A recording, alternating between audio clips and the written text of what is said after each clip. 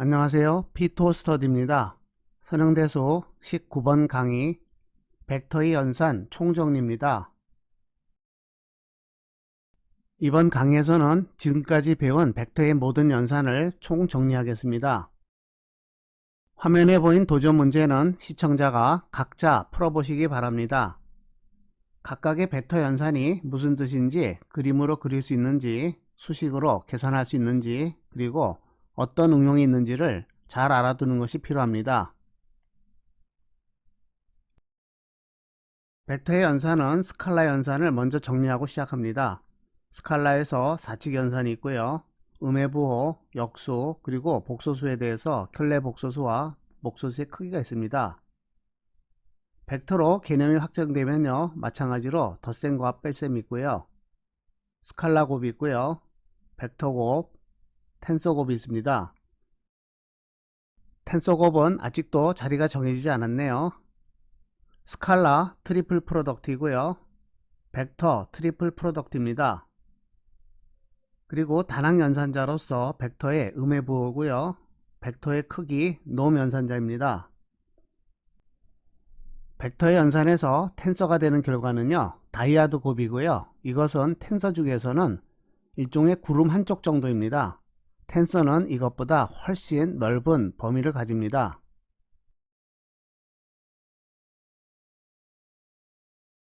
그렇다면 지금까지 공부한 벡터 연산자가 한 쌍으로 있을 때는 어떻게 되는지 알아볼까요? 더하기가 두 개가 있습니다. 이와 같이 두 개의 연산자는요, 카드에서 두 개를 골라서 그것이 어떤 의미를 가지는지 또는 교환을 했을 때 어떻게 되는지를 알아보는 것입니다. 플러스 플러스 연산자는요, 앞에 있는 괄호나 뒤에 있는 괄호나 모두 같은 결과가 되는 결합법칙을 의미합니다. 도트 플러스 연산은요, 이와 같이 배분법칙이 되고요. 도트가 뒤에 있는 경우에도 마찬가지입니다. 크로스 더하기 연산자도 이와 같이 배분법칙이 됩니다. 순서를 바꿔도 마찬가지입니다.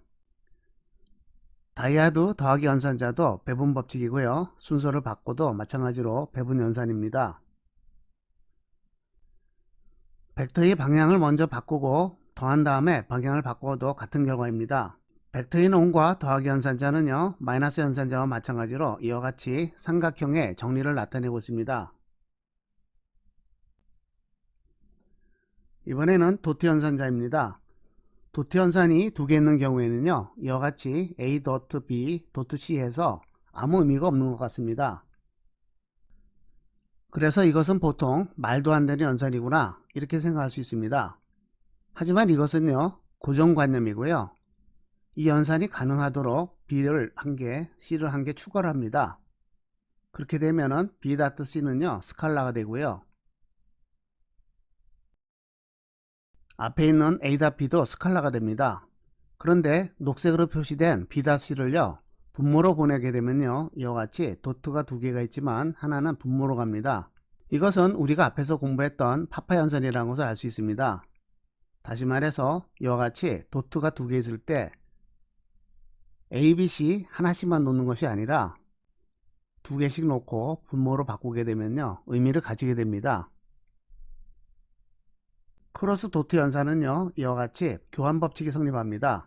그래서 이것을 이와 같이 묶어서 표현을 하기도 합니다. 이것은 물론 평행유면체의 최적을 뜻했죠.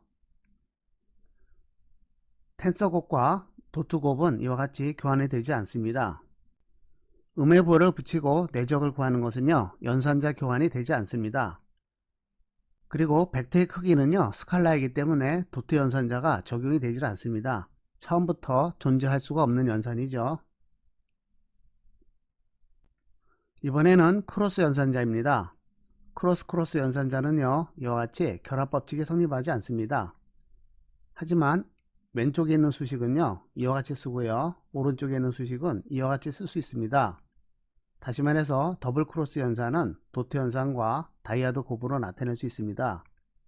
이것을 전개해서 쓰지 말고요, 이와 같이 AB인 경우에는 뒤쪽에 있고요, BC인 경우에는 마찬가지로 뒤쪽에 있습니다.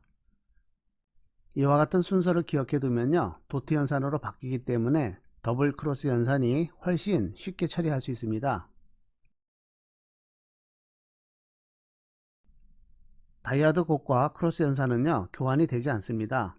마찬가지로 음의 부호를 붙이는 것과 크로스 연산은 교환할 수 없습니다. 벡터의 크기는 스칼라이므로 마찬가지로 크로스 연산 자체가 존재하지는 않습니다. 다이아드 텐서 곱입니다. 텐서 곱은요, 이와 같이 결합 법칙이 성립합니다. 이것은 나중에 공부하는 3차 텐서가 됩니다. 벡터의 방향을 바꾸는 것과 텐서 곱은요, 이와 같이 연산자 교환이 되지 않습니다. 마찬가지로 벡터의 크기는요, 스칼라이므로 텐서 곱 자체가 존재하지 않습니다. 방향을 바꾸는 음의 부호 연산은요, 이와 같이 음의 부호에 음의 부호는 자기 자신이 되고요, 벡터의 크기에 음의 부호를 붙이는 것은 서로 교환이 되지 않습니다.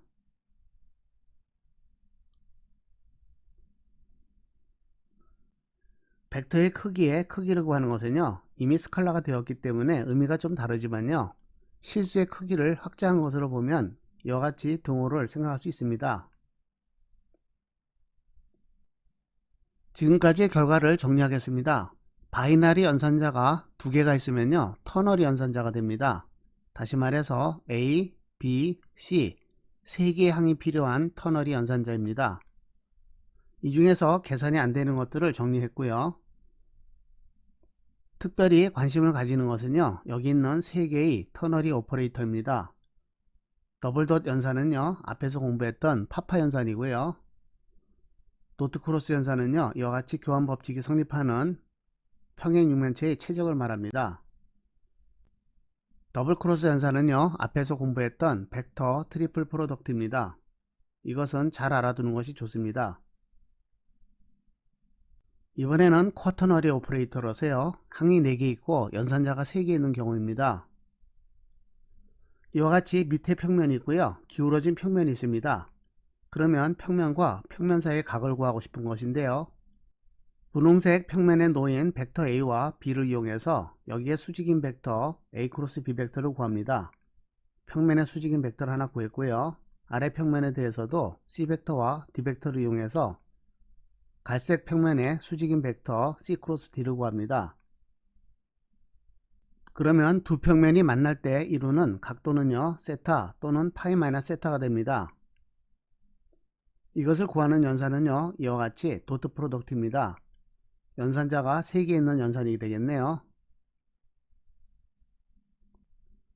다음으로는 두 개의 평면이 만날 때 생기는 직선의 방향입니다. 이 직선의 방향을 나타내는 것은요, 이와 같이 크로스 프로덕트를 이용해서 구할 수 있습니다.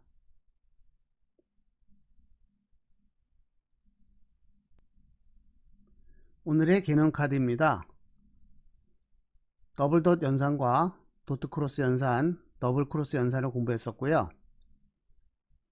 연산자가 3개 있는 경우를 2가지 배웠습니다. 이와 같은 모든 벡터 연산에 대해서 무슨 뜻인지 그림을 그리거나 계산을 하거나 또는 어떤 응용이 있는지를 정확히 파악하는 것이 좋습니다.